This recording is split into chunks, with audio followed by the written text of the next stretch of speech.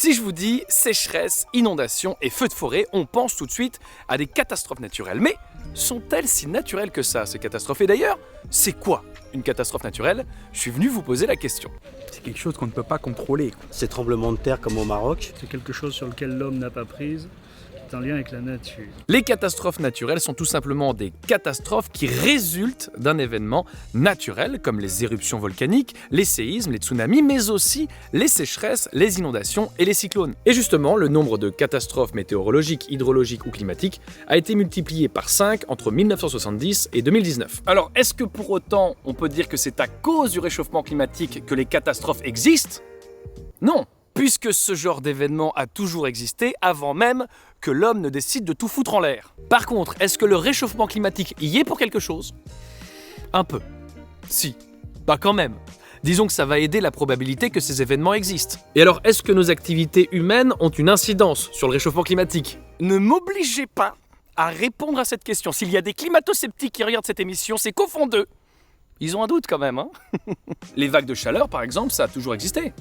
Et parfois même on a pu les apprécier. Seulement ce genre d'événement qu'on pouvait prendre à la légère lorsqu'il arrivait tous les 20 ans risque de moins nous faire sourire lorsqu'il arrivera tous les 2 ans. Pareil pour les précipitations, elles sont en Europe de plus en plus intenses et de plus en plus fréquentes à cause du réchauffement climatique. Parce qu'en fait, plus il fait chaud, plus les molécules d'eau elles se déplacent vite et elles deviennent gazeuses. Et une fois qu'elles sont là-haut, bah ça tombe. Par contre, les inondations, c'est pas à cause du réchauffement climatique, hein. Ça, c'est parce qu'on fait de l'agriculture n'importe comment, qu'on déforeste à tour de bras et qu'on adore foutre du béton partout. Ça n'a rien à voir. Pour ce qui est des cyclones tropicaux, eh ben son nombre n'a pas changé au niveau mondial. Bonne nouvelle, hein? Sauf que si t'as suivi, il fait de plus en plus chaud et l'eau, elle tombe en plus grande quantité. Mais alors quand elle est dans un cyclone, t'es pas prêt. Ce sont les événements pluvieux les plus extrêmes de la planète. En plus, comme l'océan se réchauffe et que son niveau monte, ça lui donne encore plus de puissance. Les cyclones maintenant, ils sont en mode Super Saiyan. Continuons avec les sécheresses, parce que je te vois venir. Tu vas me dire, il peut pas y avoir plus de sécheresse s'il y a plus de précipitations. Sauf que si.